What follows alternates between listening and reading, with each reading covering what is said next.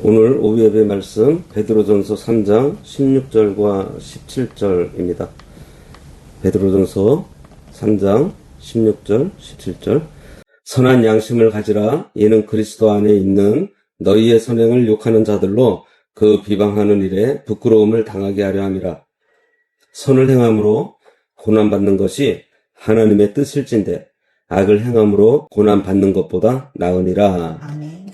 오늘 말씀의 제목은 오직 성령으로 살아난 선한 양심입니다. 오늘 베드로전서 3장 13절에서 17절까지 네 번째 시간입니다. 지난 3시간 동안의 내용을 정리하면서 이 부분을 오늘 마무리하려고 합니다. 베드로전서 3장 13절에서 17절까지의 말씀은 예수를 믿고 구원받은 하나님의 백성들이 악하고 험한 이 세상 앞에서 마땅히 취해야 할 근본적인 영적 자세가 무엇인지를 가르쳐주고 있습니다. 우리가 발을 딛고 살아가는 이 세상은 하나님을 거역하고 진리를 대적하는 곳이에요. 이런 세상에서 우리가 낙심하지 않고 끝까지 믿음을 지키면서 살아가기 위해서는 우리 안에 반드시 준비되어야 할 영적 자세가 있습니다. 베드로는 이 본문을 통해서 그것을 4가지로 요약하고 있습니다. 그 첫 번째가 선을 행하기 위한 뜨거운 열심이라고 했어요. 13절에 너희가 열심으로 선을 행하면 누가 너희를 해하리요 라고 했습니다. 하나님의 주권과 통치 아래 있는 성도는 마땅히 선을 행하는 일에 온 마음과 열정을 쏟아야 합니다. 두 번째는 세상을 두려워하지 않는 마음이에요. 14절에 의를 위하여 고난을 받으면 복이 있나니 그들이 두려워하는 것을 두려워하지 말며 근심하지 말고 라고 하였습니다. 하나님 사랑은 내 안에 두려움을 다 내어 쫓습니다. 세상이 물질을 잃을까봐, 건강을 잃을까봐 두려워 떨 때 성도는 오직 하나님만을 경외함으로 세상의 어떠한 위협 앞에서도 담대해야 합니다. 세 번째는 15절에 나오는 소망에 관한 이유를 묻는 자들에게 대답할 것을 항상 준비하는 마음이라고 했어요. 진리 앞에 늘 깨어 준비된 영혼이 되어야 하겠습니다. 여기까지 우리가 지난 시간까지 살펴보았고 마지막 네 번째 자세가 바로 오늘 우리가 깊이 살펴보고자 하는 선한 양심을 가지라입니다. 베드로가 영적인 싸움과 대적들에 대해서 이야기하다가 갑자기 이 4가지 자세를 강조하고 있을까요?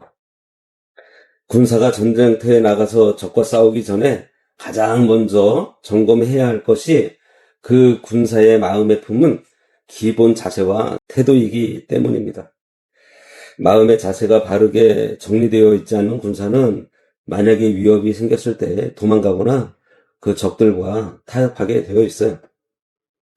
오늘 본문 뒤에 이어지는 18절부터는 이제 우리를 향해서 머물러 있지 말고 전진하라, 돌격하라 이렇게 명령하는 말씀이 있습니다. 그래서 우리가 그 전진하기 전에 먼저 우리 내면에 감추어진 이 양심의 상태를 말씀의 거울에 비추어서 점검하고 하나님께서 원하시는 이 선한 양심을 굳게 붙들어야 하는 것이에요.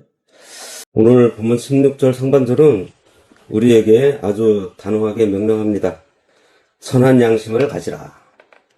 우리는 이 선한 양심이라는 단어를 대할 때 세상 사람들이 말하는 일반적인 양심이나 도덕심과 혼동해서는 안 됩니다.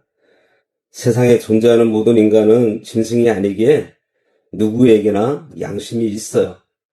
예수를 믿지 않는 불신자라 해도 부모에게 효도해야 한다는 것을 알고 있고 이웃에게 해를 끼치면 안 된다는 도덕적인 기준을 가지고 있습니다. 그것을 우리는 세상 양심 혹은 자연적 양심이라고 말합니다.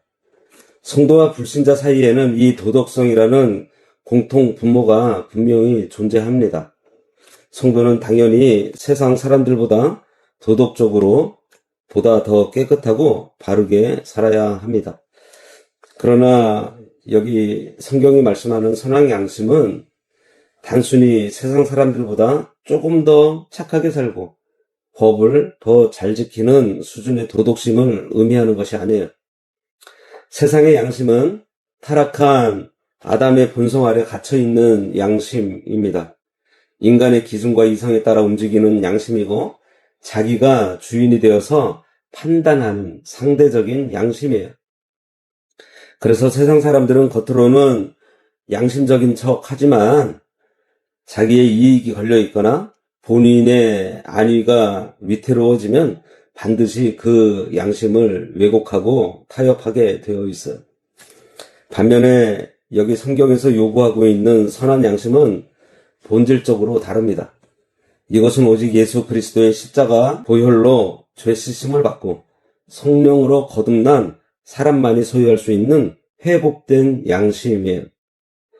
타락으로 말미암아 마비되고 어두워졌던 영적 감각이 성령의 주권적인 은혜로 말미암아서 다시 살아난 상태를 뜻합니다.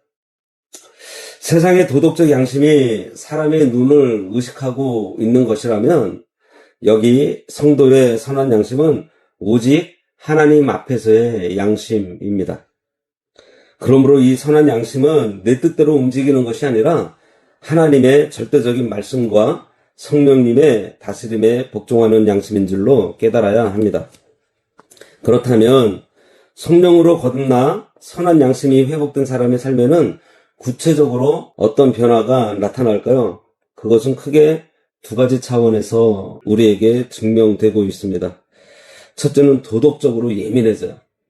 예수를 믿기 전에는 아무런 죄책감 없이 행하던 작은 거짓말, 적당한 속임수, 남을 비방하고 시기하던 행동들이 성령을 모신 후에는 더 이상 용납되지 않습니다.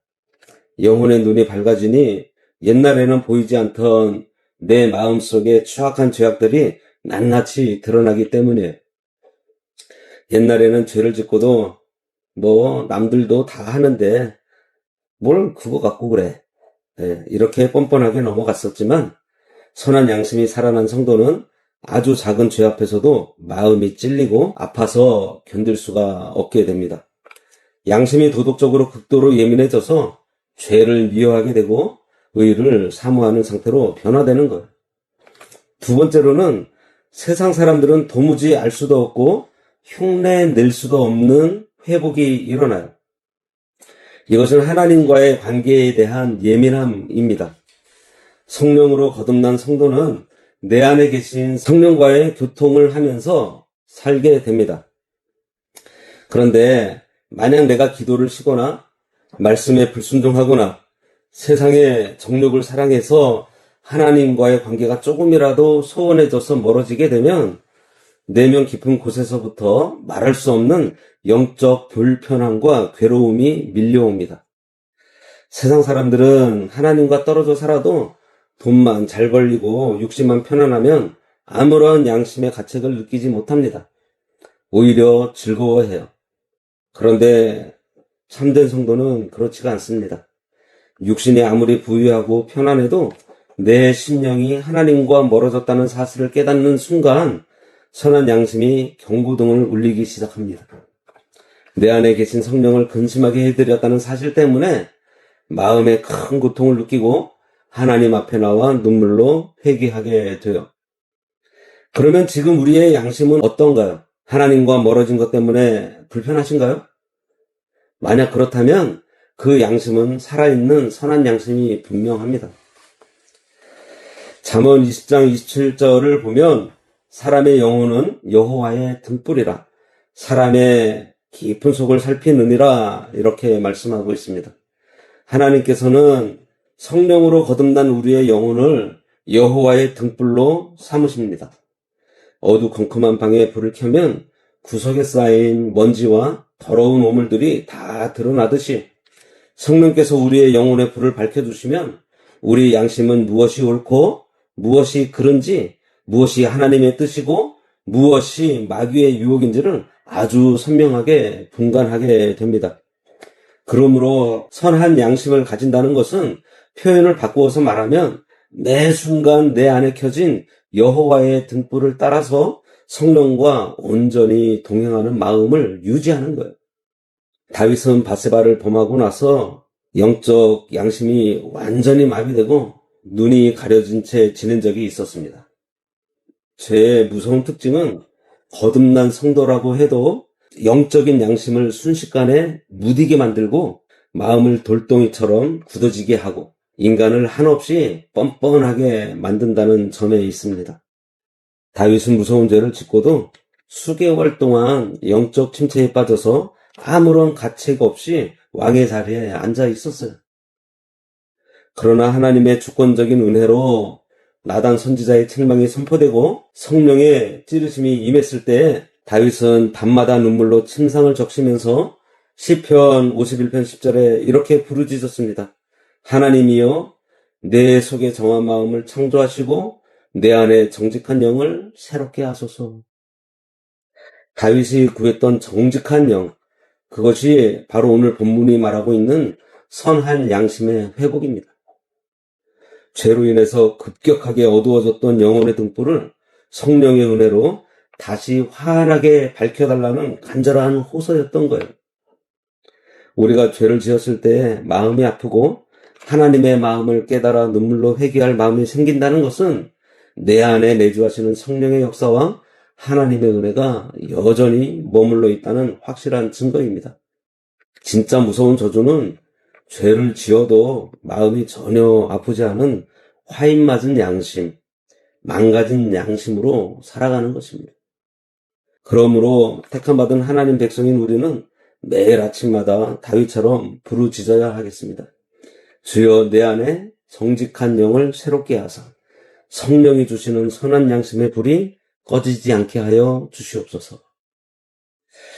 성령의 지배를 받는 선한 양심을 가지고 이 땅을 살아갈 때 우리에게는 필연적으로 한 가지 결과가 찾아옵니다. 그것은 바로 세상과의 불편함과 고난이에요. 거듭난 양심을 가진 성도가 이 세상과 소통하며 살아갈 때 우리 삶은 결코 평탄하지 않습니다.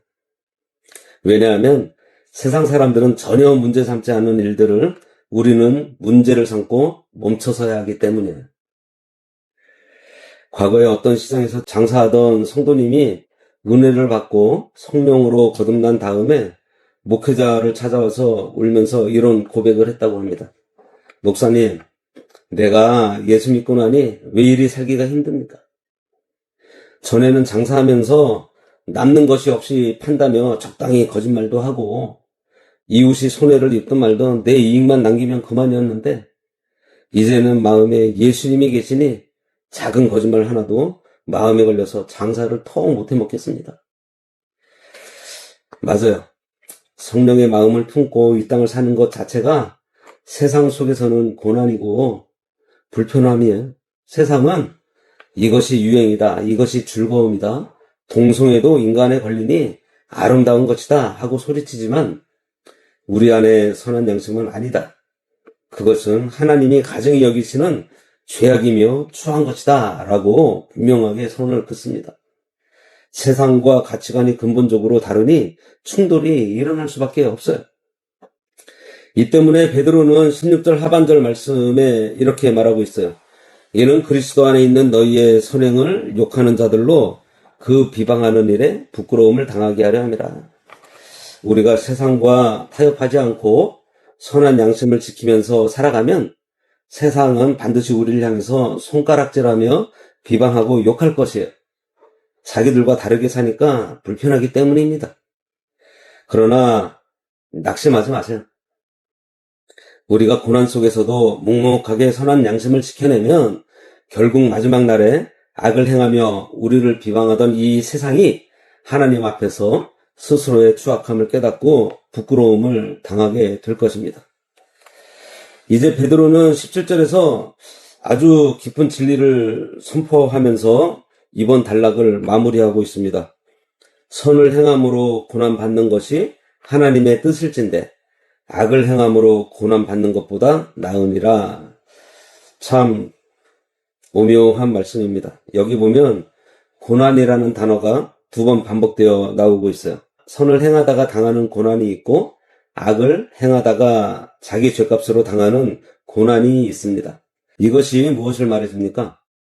이 땅을 살아가는 모든 인간은 예수를 믿는 성도이든 믿지 않는 불신자이든 이래 사나 저래 사나 고통과 힘든 삶을 피할 수 없다는 사실이에요.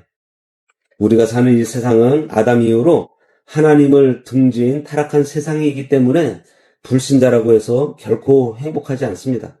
겉으로는 화려해 보이고 고난이 없어 보이는 것 같아도 그들의 내면에는 허무와 두려움, 질병과 죽음의 공포가 가득 차 있습니다. 인간은 누구나 고난의 바다를 통과하게 되어 있어요. 어차피 인생에 고난이 피할 수 없는 것이라면 하나님의 백성된 우리가 선택해야 할 고난은 어떤 것일까요?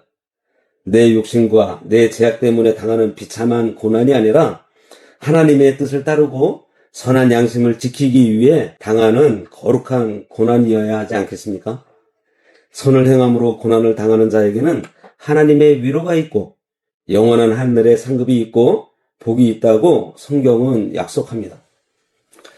그러므로 이 세상에서 예수 믿는 것 때문에 당하는 소외와 불편함, 고난을 이상하게 여기지 마세요.